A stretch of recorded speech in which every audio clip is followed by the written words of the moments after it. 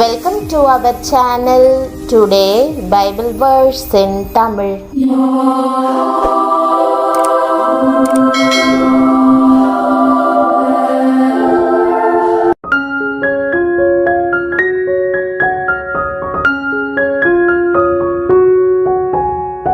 இன்றைய வசனம் சங்கீதம் 46 4 மற்றும் 5.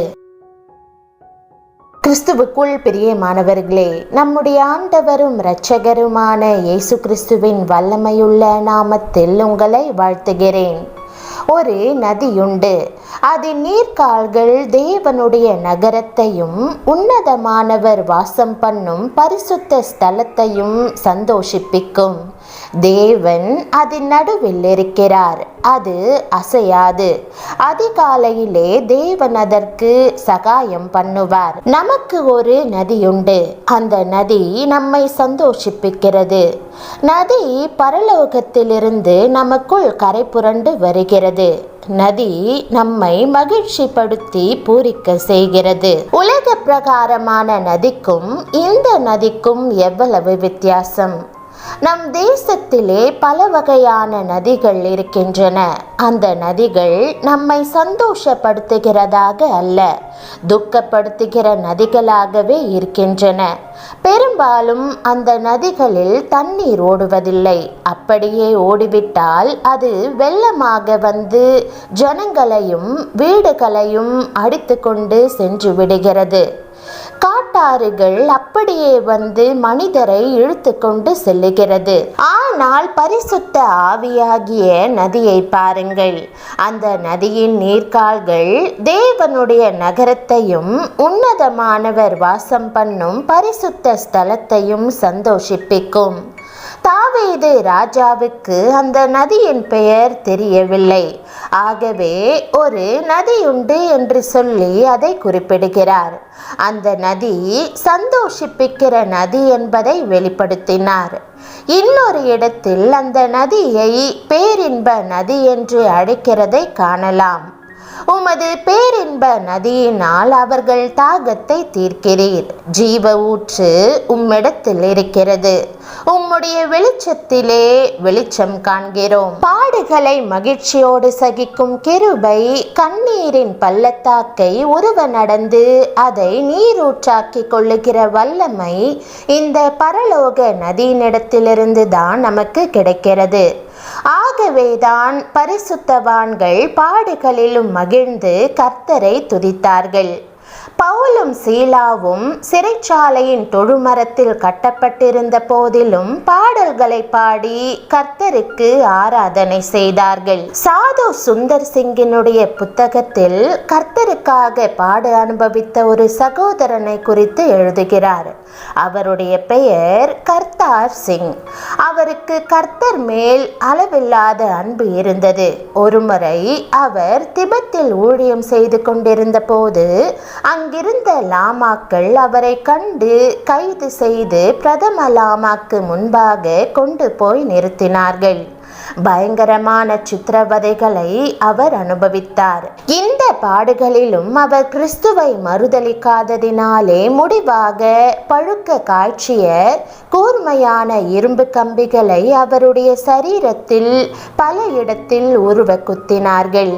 வேதனையினால் துடித்து கிறிஸ்துவை மறுதலிப்பார் என்று அவர்கள் எதிர்பார்த்தார்கள்.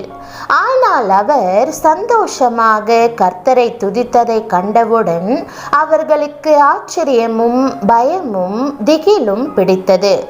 அந்த பிரதான லாமா அவரை பார்த்து, இந்த சூழ்நிலையிலும் நீர் மகிழ்ச்சியாக இருப்பதின் காரணம் என்ன என்று கேட்டார். அதற்கு கர்த்தார் சிங் அவர்களை பார்த்து, ஐயா, ஒரு நதியுண்டு, அது பரலோக நதி. அது என் சரீரத்திலே ஓடுகிறபடியினால் அந்த சூடான கம்பிகளின் வேதனைகளை எல்லாம் அப்படியே தனித்து குளிர பண்ணி என்னை சந்தோஷப்படுத்துகிறது என்றார். பிரியமானவர்களே, தேவனை தேடுகிறவர்களுக்கு எவ்வளவு பெரிய ஸ்லாக்கியத்தை பாக்கியத்தை ஆண்டவர் கொடுக்கிறார் பாருங்கள். கொள்ளுங்கள்.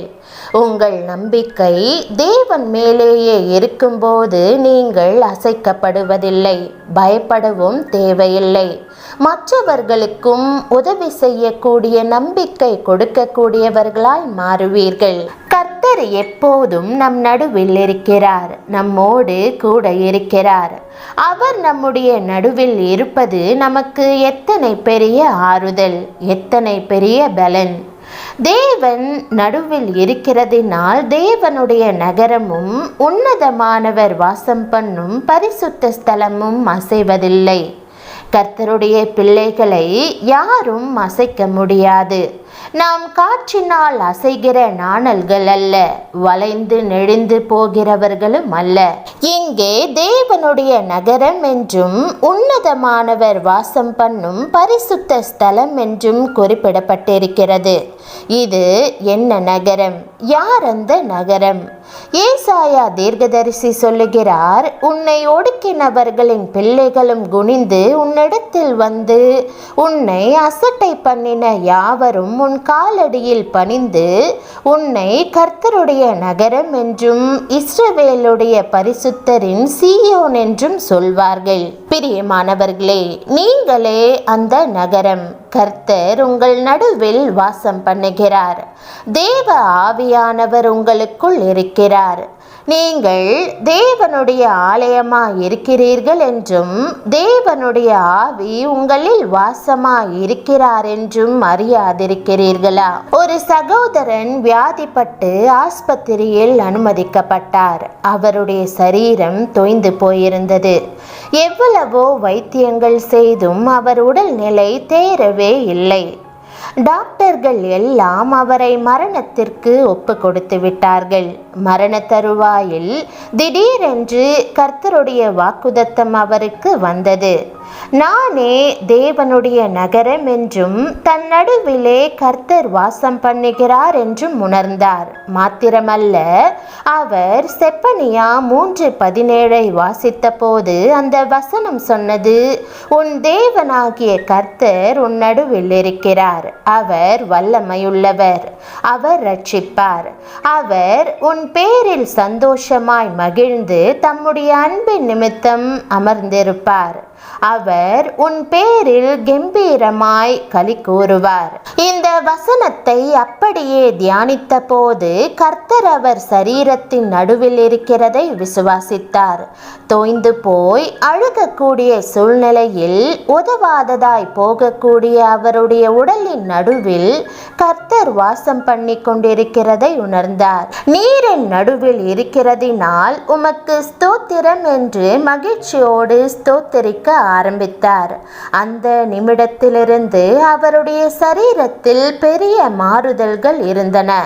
வியாதியும் நோயும் எங்கே ஓடினது என்று தெரியவில்லை. கர்த்தர் பரிபூரண சுகத்தை கொடுத்தார். பல ஆண்டுகளுக்கு பின் அந்த பக்தன் சொல்லுகிறார், இன்றைக்கும் கர்த்தரின் நடுவில் இருக்கிறதை நான் உணர்கிறேன். எந்த பலவீனமும் என்னை தாக்கவில்லை என்றார்.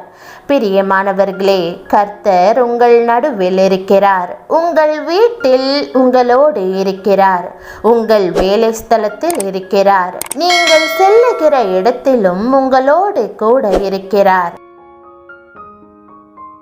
ஜெபம். கர்த்தராகிய இயேசுவே, இது போன்ற விசுவாச வாழ்க்கையை எனக்கும் தந்து உம்மை நம்புகிற நம்பிக்கையில் ஒன்றும் குறைவுபடாமல் உமக்குள் நான் அசைக்கப்படாமல் தைரியமாய் நற்சாட்சியாய் விளங்க இன்று முதல் எனக்கு அருள் தாரும்.